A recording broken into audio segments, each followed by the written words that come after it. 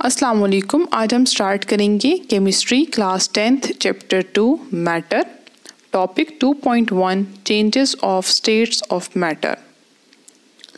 इस टॉपिक में हम डिस्कस करेंगे कि कैसे मैटर की फेजेस चेंज होती हैं, मतलब वो सॉलिड से लिक्विड, लिक्विड से गैस में कैसे कन्वर्ट होता है। ये प्रोसेस जो है ये कांस्टेंट टेम्परेचर पे होता है और ये हम एक्सप्लेन कर सकते हैं with the help of kinetic particle theory and internal energy. Internal energy किसे कहते हैं? ये काइनेटिक एनर्जी और पोटेंशियल एनर्जी का सम होता है। काइनेटिक एनर्जी पार्टिकल्स की मोशन की वजह से होती है, जबकि पोटेंशियल एनर्जी पार्टिकल्स की अरेंजमेंट की वजह से होती है। जब फेज चेंज होता है उस वक्त काइनेटिक एनर्जी सेम रहती है, मतलब टेम्परेचर का चेंज नहीं आता उस वक्त चेंज सिर्फ पोटेंशियल एनर्जी का होता है, मतलब पार्टिकल्स की अरेंजमेंट चेंज होती है। हमें पता है कि सॉलिड में पार्टिकल्स क्लोज होते हैं, लिक्विड में थोड़े डिस्टेंस पे होते हैं और गैस में उनका डिस्टेंस बहुत बढ़ जाता है। तो बेसिकली फेज चेंज के दौरान मॉलिक्यूल्स, पार्टिकल्स जो हैं उनकी जो अरेंजमेंट होती है उनमें चेंज आता है, इसी वजह से वो फेज चेंज कर देते हैं। अच्छा, जब हम बॉइलिंग करते हैं यानी कि लिक्विड को हम गैस में कन्वर्ट करते हैं, अक्सर लोग सोचते हैं कि लिक्विड को जब हम गैस में कन्वर्ट कर रहे हैं तो तब तो हम उसको हीट कर रहे होते हैं। हीट करने का मतलब हम उसका टेम्परेचर चेंज कर रहे होते हैं। एक्चुअली जब हम किसी चीज़ को हीट करते हैं, यानी कि हम पानी लेते हैं, पानी को अगर हम हीट कर रहे हैं, इनिशियली जो हीटिंग है वो यूज़ होती है टेम्परेचर को इंक्रीज़ करने के लिए। इनिशियली उसका टेम्परेचर 25 डिग्री सेंटीग्रेड से चेंज होता है 100 डिग्री सेंटीग्रेड पे, जो बॉइलिंग पॉइंट है जिसको हम बॉइलिंग टेम्परेचर कहते हैं। अच्छा, जब लिक्विड का टेम्परेचर 100 डिग्री सेंटीग्रेड तक पहुंच जाता है, उसके बाद जब हम फर्दर हीट कर रहे होते हैं तो वो हीट उस लिक्विड का टेम्परेचर 100 के फर्दर इंक्रीज़ नहीं करती, बल्कि वो एनर्जी जो है, वो हीट जो है वो यूज़ हो रही होती है लिक्विड को गैस में कन्वर्ट करने के लिए। इसका मतलब है जब लिक्विड बॉयल हो रहा होता है, आप उसका थर्मोमीटर से टेम्परेचर चेक करें, वो 100 डिग्री सेंटीग्रेड पे ही होगा। इसका मतलब है कि जब फेज चेंज हो रहा होता है, एक फेज दूसरे फेज में कन्वर्ट हो रहा होता है, उस वक्त जो हीट है वो यूज़ हो रही होती है फेज चेंज करने के लिए, ना कि टेम्परेचर को इंक्रीज़ करने के लिए। इसका मतलब फेज चेंज के दौरान टेम्परेचर कॉन्स्टेंट रहता है। इसको हम एक्सप्लेन करेंगे with different phase changes like melting. Melting जो है that is conversion of solid to liquid. For example, हम आइस को कन्वर्ट करते हैं लिक्विड में। हमें पता है कि सॉलिड में जो पार्टिकल्स हैं they are close to each other, उनकी क्लोज अरेंजमेंट है, जबकि लिक्विड में जो पार्टिकल्स हैं वो एक दूसरे से दूर होते हैं। एक्चुअली होता ये है कि जब हम एनर्जी प्रोवाइड करते हैं तो पार्टिकल्स की जो वाइब्रेशन है वो इंक्रीज़ हो जाती है, जिसकी वजह से वो अपनी फिक्स पोजीशन को छोड़कर थोड़े डिस्टेंस पे चले जाते हैं, जिसकी वजह से सॉलिड कन्वर्ट हो जाता है लिक्विड में।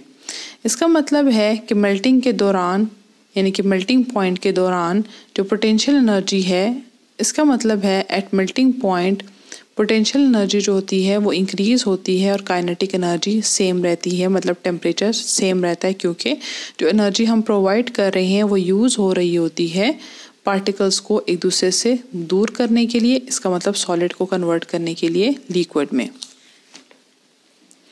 सेकंड है बॉइलिंग। बॉइलिंग कहते हैं लिक्विड का गैस में कन्वर्ट होना। जैसे हम एग्जाम्पल में देख सकते हैं, हम लिक्विड को बॉयल करें जो गैस में कन्वर्ट हो रहा है। होता ये है कि जो लिक्विड के पार्टिकल्स होते हैं वो as compare to gas particles एक दूसरे के क्लोज होते हैं, जबकि गैस पार्टिकल्स काफ़ी डिस्टेंस पे होते हैं। जब हम एनर्जी प्रोवाइड करते हैं थ्रू हीटिंग, जैसे हम एनर्जी प्रोवाइड कर रहे हैं, तो लिक्विड पार्टिकल्स की वाइब्रेशन बहुत ज़्यादा इंक्रीज़ हो जाती है, जिसकी वजह से वो फिक्स पोजीशन को छोड़कर वो एक दूसरे से काफ़ी डिस्टेंस पे चले जाते हैं, यानी कि गैस फेज में कन्वर्ट हो जाते हैं। फ्रीजिंग का मतलब होता है लिक्विड का सॉलिड में वापस कन्वर्ट होना, लाइक पानी को आप वापस आइस में कन्वर्ट करो, दैट इज़ फ्रीजिंग। फ्रीजिंग में होता ये है कि कि हम एनर्जी रिमूव करते हैं सब्सटेंस से। जब एनर्जी रिमूव होती है तो पार्टिकल्स जो होते हैं उनकी वाइब्रेशन कम हो जाती है। वाइब्रेशन कम होने से उनके दरमियान फोर्स ऑफ अट्रैक्शन डेवलप होती है और वो वापस से क्लोज अरेंजमेंट में आ जाते हैं और सॉलिड में कन्वर्ट हो जाते हैं। कंडेंसेशन, कंडेंसेशन कहते हैं गैस का लिक्विड में कन्वर्ट होना। इस दौरान क्या होता है, मॉलिक्यूल्स काफ़ी हमें पता है गैस में दूर होते हैं जबकि लिक्विड में करीब होते हैं।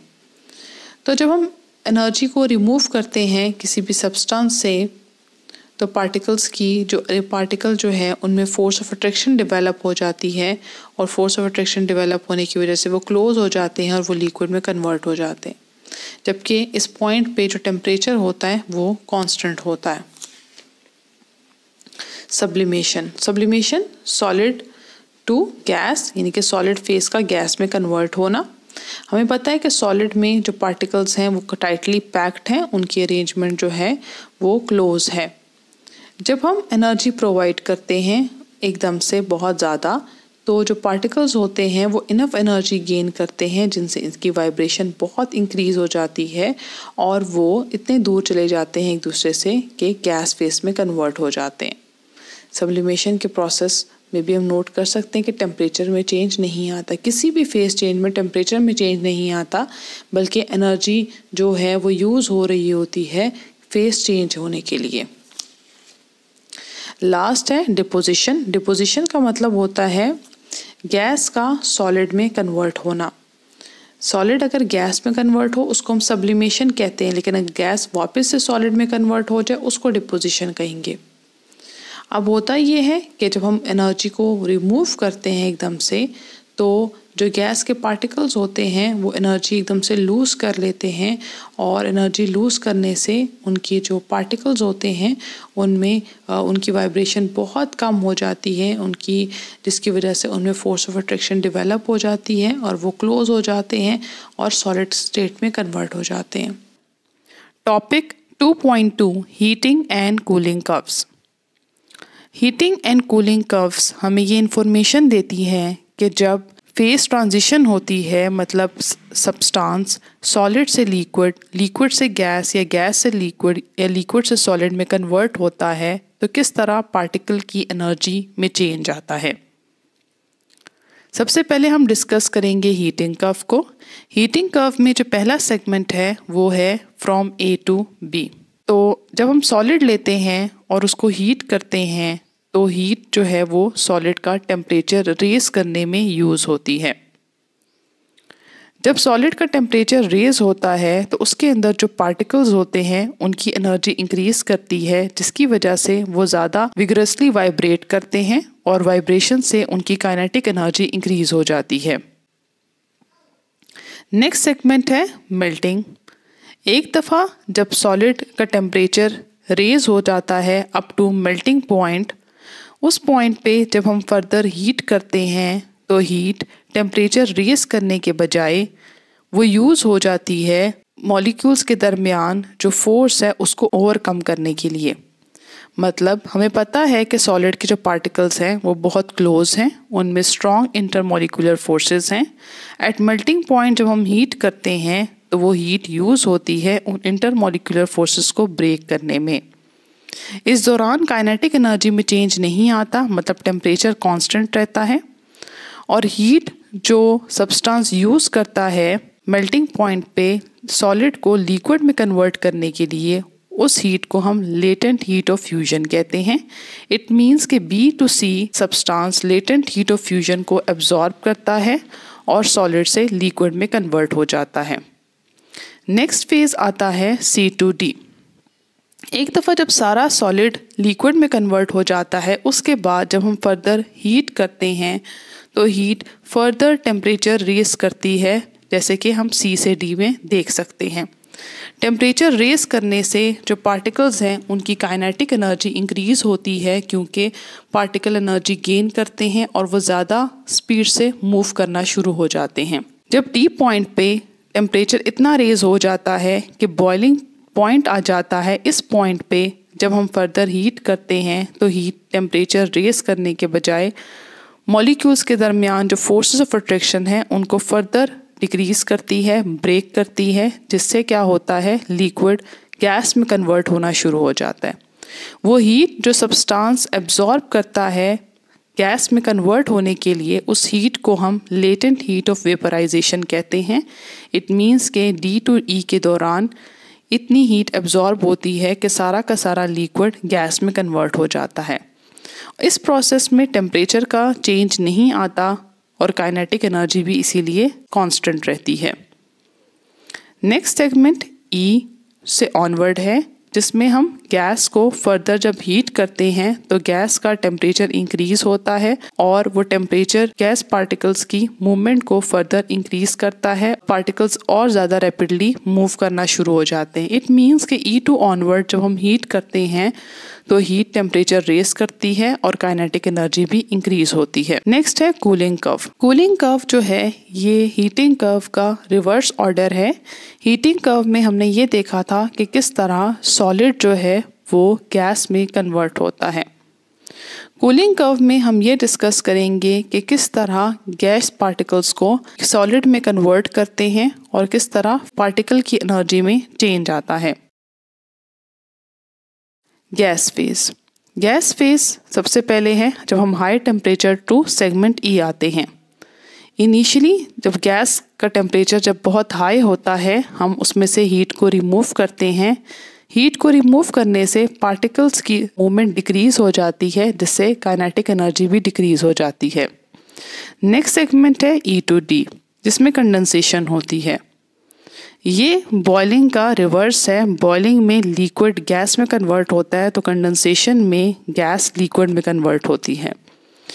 जब हम फर्दर हीट रिमूव करते हैं तो हीट रिमूव होने से इंटरमॉलिक्यूलर फोर्सेस स्ट्रॉन्ग होना शुरू हो जाती हैं और गैस के पार्टिकल्स करीब हो जाते हैं और लिक्विड में कन्वर्ट हो जाते हैं। वो एनर्जी जो ये रिलीज करते हैं गैस से लिक्विड में कन्वर्ट होने के लिए, उसको हम लेटेंट हीट ऑफ वेपराइजेशन कहते हैं। इट मीन्स के बॉइलिंग के दौरान जो हीट एब्जॉर्ब हुई थी, कंडेंसेशन के दौरान हीट वापस से रिलीज की जाती है। फिर आता है लिक्विड फेज। लिक्विड फेज है D to C। जब एक दफ़ा सारा का सारा गैस लिक्विड में कन्वर्ट हो जाता है, उसके बाद जब हम हीट को रिमूव करते हैं तो हीट रिमूव करने से जो सब्सटेंस है उसका टेम्परेचर डिक्रीज होता है और काइनेटिक एनर्जी भी डिक्रीज होती है, क्योंकि पार्टिकल्स की मूवमेंट कम हो जाती है।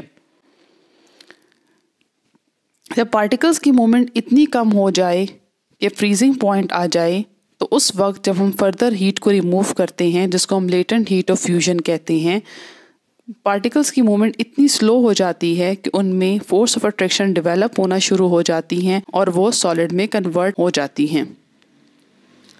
नेक्स्ट सेगमेंट है solid phase D2A। D2A segment में हम फर्दर सॉलिड में से हीट रिमूव करते हैं। जब हम हीट रिमूव करते हैं तो उसका टेम्परेचर डिक्रीज होता है और टेम्परेचर डिक्रीज होने से पार्टिकल्स की काइनेटिक एनर्जी डिक्रीज हो जाती है और उनकी जो वाइब्रेशन है वो स्लो हो जाती है। Kinetic theory interpretation. अभी हम लोगों ने कूलिंग और हीटिंग कर्व्स को पढ़ा। इसकी इंटरप्रिटेशन हम लोग करेंगे। जब हमने हीटिंग की थी और कूलिंग की थी, उसमें जब सेगमेंट A to B और C to D हम गए थे, या कूलिंग में जब हम D to C और B to A आए थे, उस दौरान जब हम हीटिंग कर रहे थे, जैसे हीटिंग में जब हम A to B और C to D जा रहे थे, तो हीटिंग जो है वो टेम्परेचर को रेस कर रही थी और टेम्परेचर रेस करने से जो काइनेटिक एनर्जी है वो भी इंक्रीज हो रही थी। सेगमेंट E to D को देखें या D to E देखें हीटिंग कर्व में, या C to B देखें कूलिंग कर्व में, या B to C देखें हीटिंग कर्व में, तो उस दौरान जब हम हीट को ऐड करते हैं या रिमूव करते हैं तो हीट जो है वो टेम्परेचर चेंज करने के बजाय यूज़ होती है पार्टिकल्स को सेपरेट करने में।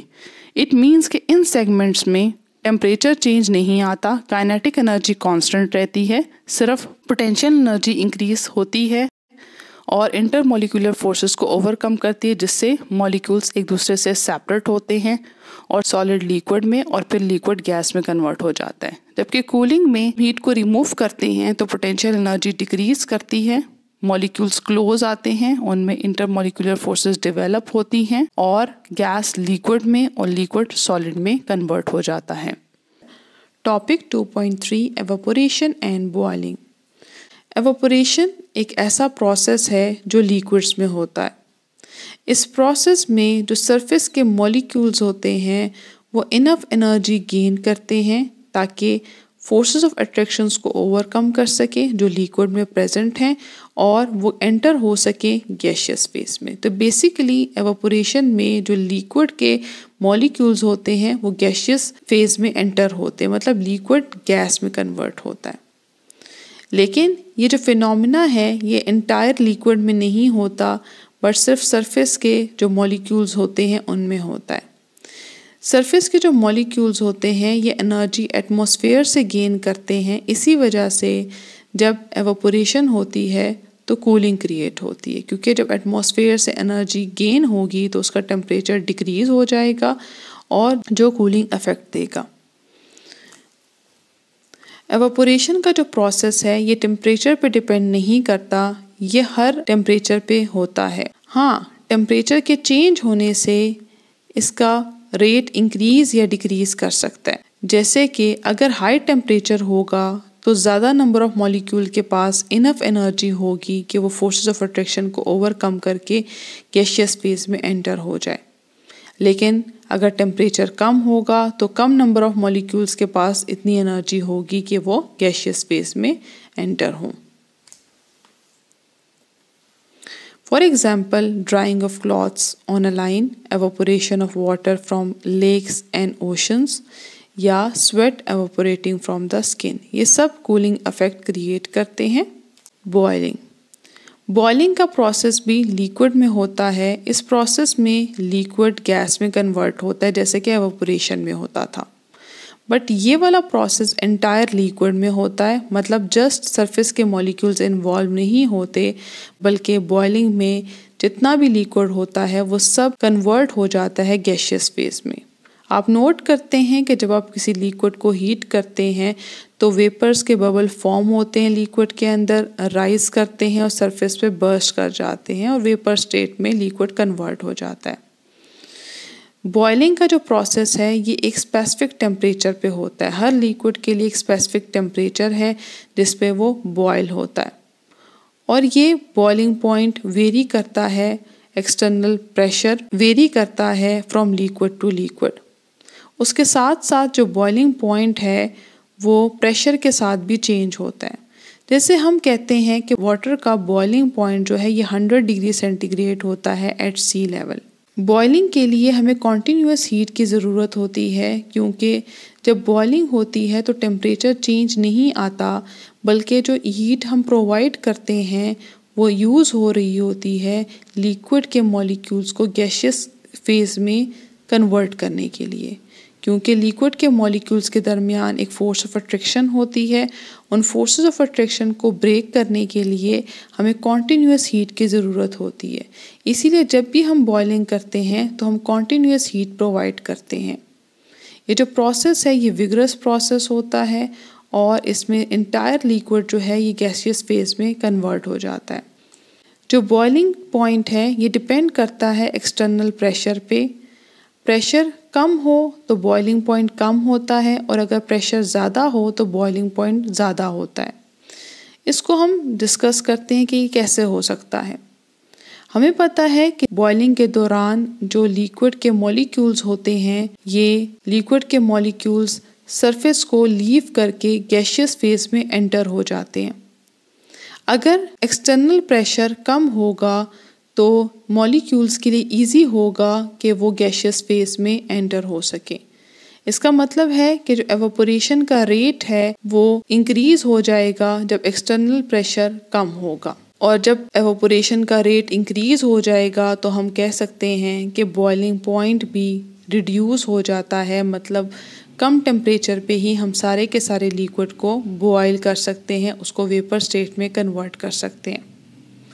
जैसे हाई ऑल्टीट्यूड्स पे जो वाटर का बॉइलिंग पॉइंट होता है वो कम होता है, वाटर जल्दी एवापोरेट कर जाता है। लेकिन अगर हम एक्सटर्नल प्रेशर इंक्रीज कर देते हैं, जैसे हम प्रेशर कुकर में करते हैं, तो जब एक्सटर्नल प्रेशर इंक्रीज होगा तो लिक्विड के सरफेस पे जो मॉलिक्यूल्स होंगे उनके लिए ये डिफ़िकल्ट होगा कि वो लिक्विड स्टेट को छोड़कर गैसियस फेस में एंटर हो सके, क्योंकि उन पे हाई प्रेशर होगा, जिससे रेट ऑफ एवापोरेशन कम हो जाएगा और बॉइलिंग पॉइंट जो है वो इंक्रीज़ हो जाएगा।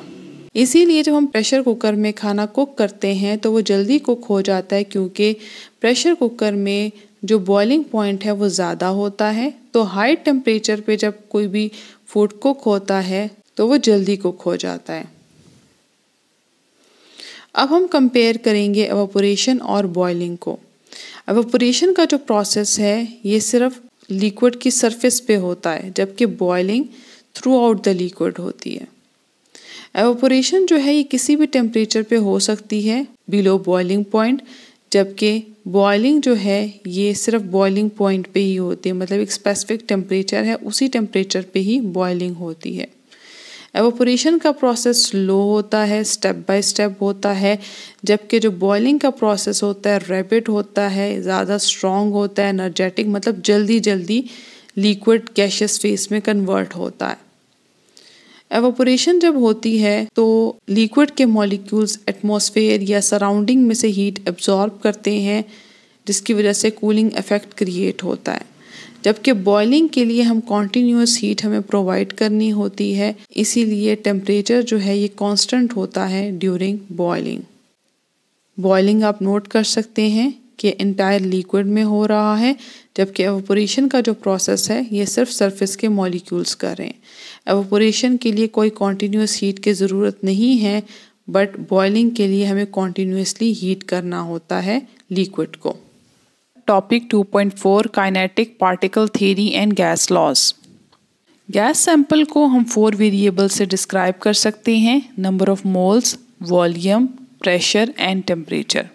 गैस लॉज डिस्क्राइब करते हैं 2 वेरिएबल्स का relationship while keeping 2 variables constant. जैसे हम वॉल्यूम का रिलेशनशिप प्रेशर के साथ पढ़ें, नंबर ऑफ मोल्स टेम्परेचर को कांस्टेंट रख के, या वॉल्यूम का रिलेशनशिप टेम्परेचर के साथ पढ़ें, pressure number of moles constant रख के। अभी हमने 4 वेरिएबल्स देखे हैं, pressure, volume, number of moles and temperature. पहली गैस लॉ है बॉयल्स लॉ। बॉयल्स लॉ में हम वॉल्यूम का रिलेशनशिप प्रेशर के साथ डिस्कस करते हैं while keeping number of moles and temperature constant. जब हम इन दोनों का रिलेशनशिप स्टडी करते हैं तो हमें पता लगता है कि वॉल्यूम के प्रेशर के इन्वर्सली प्रोपोर्शनल है। इसका मतलब ये है कि जब वॉल्यूम इंक्रीज होता है तो प्रेशर डिक्रीज होता है। हम देख सकते हैं कि हमने गैस ली और उसके ऊपर हमने एक स्पेसिफिक प्रेशर अप्लाई किया है और उसका एक स्पेसिफिक वॉल्यूम है। जब प्रेशर इंक्रीज हो रहा है तो वॉल्यूम कम हो रहा है। इसका मतलब दोनों का इन्वर्स रिलेशन है। जब भी हम प्रोपोर्शनलिटी के साइन को इक्वल के साइन में कन्वर्ट करते हैं तो कांस्टेंट आता है के, और यहाँ पर कांस्टेंट आ जाएगा ये के, और जब P उस तरफ जाएगा तो हमारे पास आ जाएगा PV इज इक्वल्स टू के। तो हमारे पास ये एक रिलेशनशिप आ गया है प्रेशर वॉल्यूम का, PV is equals to constant. Kinetic particle theory interpretation. According to kinetic particle theory, जब गैस का वॉल्यूम कम होता है तो एक्चुअली गैस के पार्टिकल्स करीब आ जाते हैं, उनमें डिस्टेंस कम होता है। जैसे आप नोट कर सकते हैं, जब वॉल्यूम ज़्यादा था तो पार्टिकल्स दूर थे, जब वॉल्यूम डिक्रीज हुआ है तो पार्टिकल्स क्लोज हो गए हैं। जब पार्टिकल्स में स्पेस कम होती है तो उनमें कोलिजन के चांसेस बढ़ जाते हैं। कोलिजन के चांसेस ना सिर्फ पार्टिकल के साथ इंक्रीज हो जाते हैं, बल्कि collision of particles with wall of container भी इंक्रीज हो जाती है। कोलिजन इंक्रीज होने की वजह से प्रेशर जो है वो इंक्रीज हो जाता है। ठीक है, इसका मतलब है कि वॉल्यूम कम होगा तो प्रेशर क्या हो जाएगा, इंक्रीज हो जाएगा। इसी तरह जब गैस का वॉल्यूम इंक्रीज होता है तो उसके पार्टिकल्स में डिस्टेंस इंक्रीज हो जाता है। डिस्टेंस इंक्रीज होने से उनमें कोलिजन के चांसेस कम हो जाते हैं। जब कोलिजन कम होगी तो प्रेशर भी कम क्रिएट होगा, इसीलिए वॉल्यूम बढ़ने से प्रेशर कम हो जाता है। और इस दौरान हमने टेम्परेचर और नंबर ऑफ मोल्स को कांस्टेंट रखा हुआ है। टेम्परेचर को कांस्टेंट रखने से जो मॉलिक्यूल्स की जो एवरेज काइनेटिक एनर्जी है वो कांस्टेंट रहती है। नेक्स्ट लॉ है चार्ल्स लॉ। चार्ल्स लॉ में हम वॉल्यूम और टेम्परेचर का रिलेशनशिप देखते हैं और बाकी प्रेशर और नंबर ऑफ मोल्स को कांस्टेंट रखते हैं। जब हम इन दोनों का रिलेशनशिप स्टडी करते हैं तो हमें पता लगता है कि वॉल्यूम जो है वो टेम्परेचर के डायरेक्टली प्रोपोर्शनल है। इसका मतलब ये है कि जब वॉल्यूम इंक्रीज़ होता है तो टेम्परेचर भी इंक्रीज़ होता है, या वॉल्यूम डिक्रीज़ होता है तो टेम्परेचर भी डिक्रीज़ होता है। ठीक है, इससे हम एक मैथमेटिकल इक्वेशन भी बना सकते हैं, जैसे कि प्रोपोर्शनलिटी के साइन को ख़त्म करेंगे तो ये आ जाएगा K और T, और अगर हम कांस्टेंट को एक तरफ रखेंगे तो ये आ जाएगा V/T = K। तो ये रिलेशनशिप हमारे पास आ गया। आप नोट करें कि हमने एक गैस लिया, उस पे हम उसको हम हीट करते हैं। ठीक है, गैस को जब हम हीट करते हैं तो गैस का वॉल्यूम जो है वो इंक्रीज़ हो जाता है। इसका मतलब जब टेम्परेचर बढ़ा रहे हैं तो वॉल्यूम भी इंक्रीज़ कर रहा है। According to kinetic particle theory, actually जब हम गैस का टेम्परेचर इंक्रीज़ करते हैं तो गैस के पार्टिकल्स की जो काइनेटिक एनर्जी होती है वो इंक्रीज़ हो जाती है कि टेम्परेचर से वो हीट अब्जॉर्ब करते हैं। उनकी एनर्जी बढ़ेगी तो उनकी जो मोशन है, उनकी स्पीड जो है वो इंक्रीज़ हो जाएगी। स्पीड इंक्रीज़ होने से उनमें जो कोलिजन है वो भी इंक्रीज़ हो जाएगी। और हमें पता है जब कोलिजन इंक्रीज़ होती है तो प्रेशर इंक्रीज़ होता है, लेकिन हमने प्रेशर को कांस्टेंट रखा हुआ है। तो कांस्टेंट प्रेशर को मेंटेन रखने के लिए जो गैस है वो अपना वॉल्यूम इंक्रीज़ कर लेती है, क्योंकि प्रेशर तो नहीं बढ़ सकता। तो बैलेंस रखने के लिए गैस क्या करती है, अपना वॉल्यूम इंक्रीज़ कर लेती है। इसका मतलब टेम्परेचर इंक्रीज़ करने से वॉल्यूम इंक्रीज़ हो जाता है। इसी तरह जब गैस का टेम्परेचर हम डिक्रीज़ करते हैं तो उसके पार्टिकल्स की काइनेटिक एनर्जी डिक्रीज़ हो जाती है, जिससे पार्टिकल्स की जो मोशन है, कोलिजन है, वो कम हो जाती है। और हमें पता है कोलिजन कम होने से प्रेशर को कम होना चाहिए था, बट हमने प्रेशर को कांस्टेंट रखा हुआ। तो कांस्टेंट प्रेशर मेंटेन रखने के लिए गैस अपना वॉल्यूम डिक्रीज़ कर लेती है।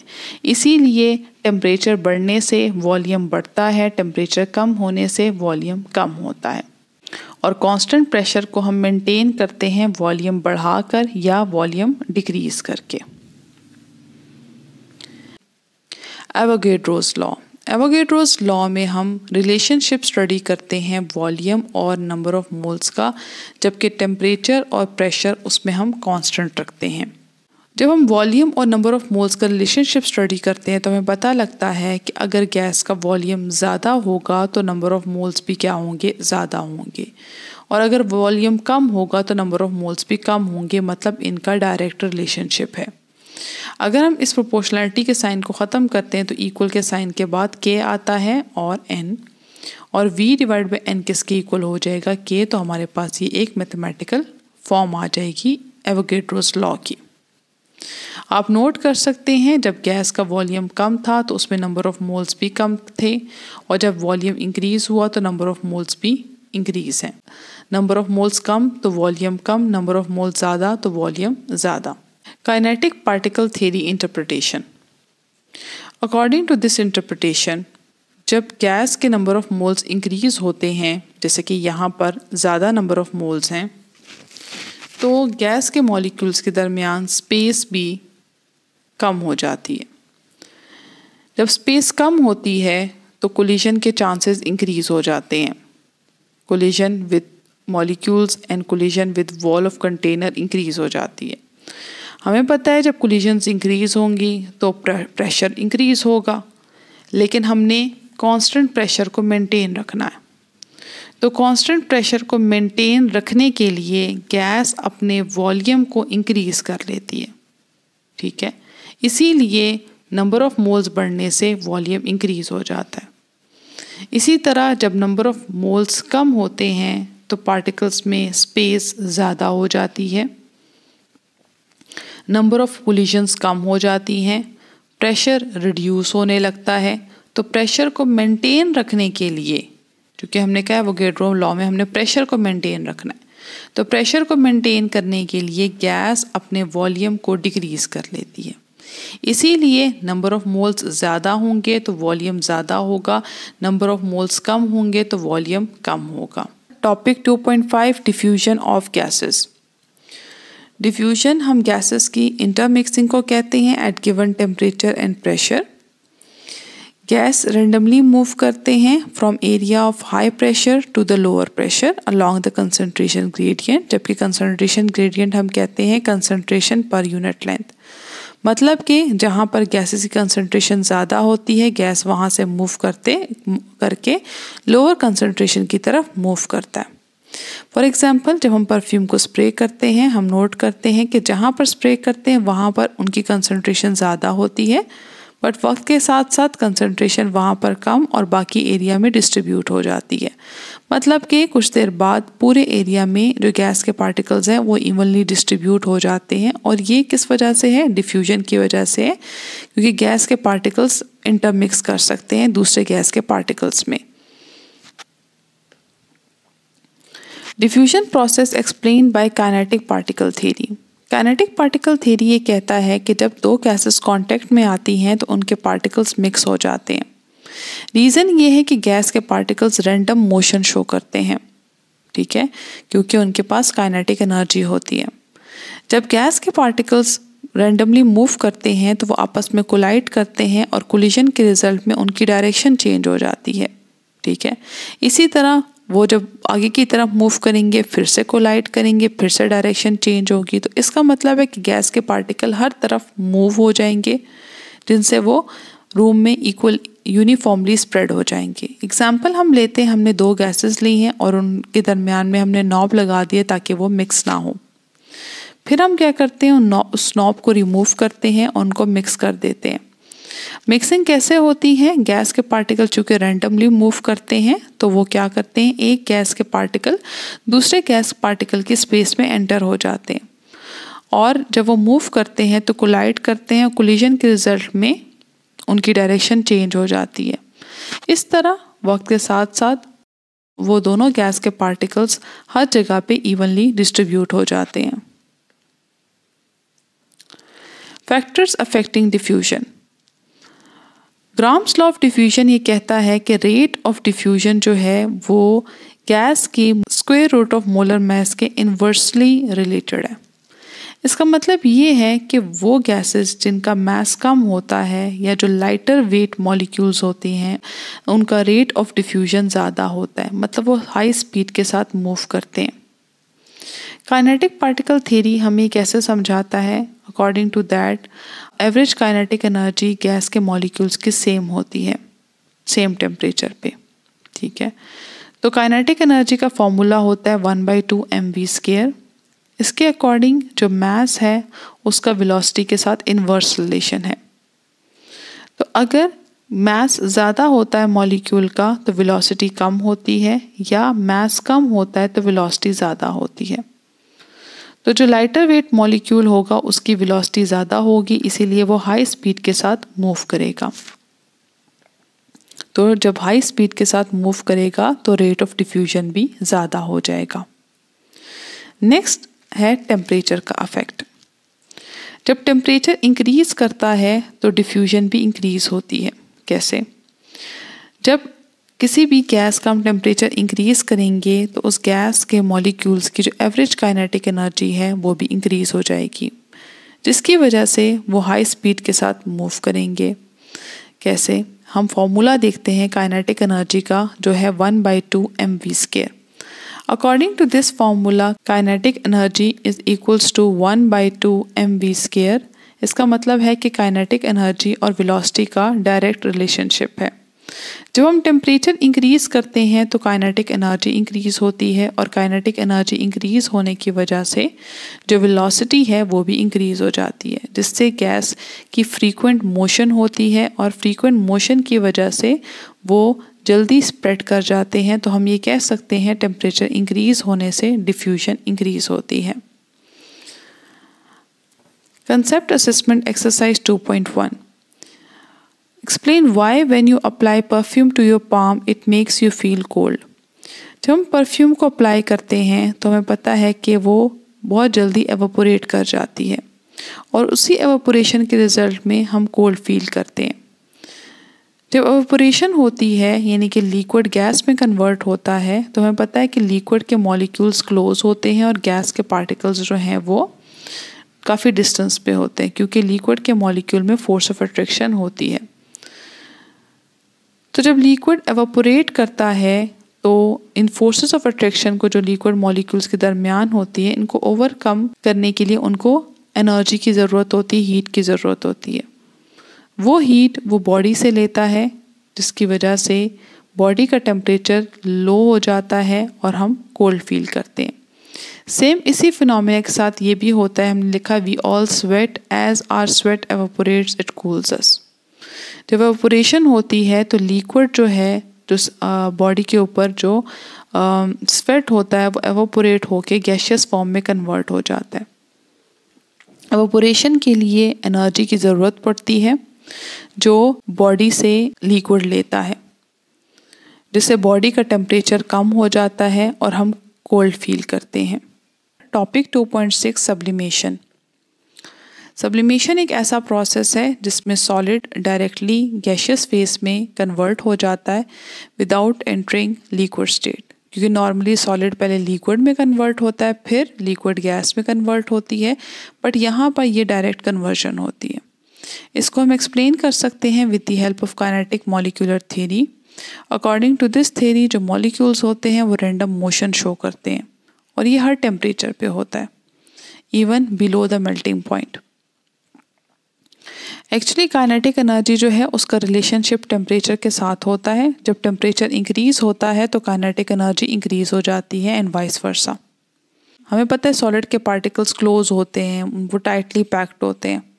तो कुछ सॉलिड्स में जो इंटरमोलिकुलर फोर्सेस, जो वीक इंटरमोलिकुलर फोर्सेस होती हैं, उनको ओवरकम करके सॉलिड डायरेक्टली गैस में कन्वर्ट हो जाता है।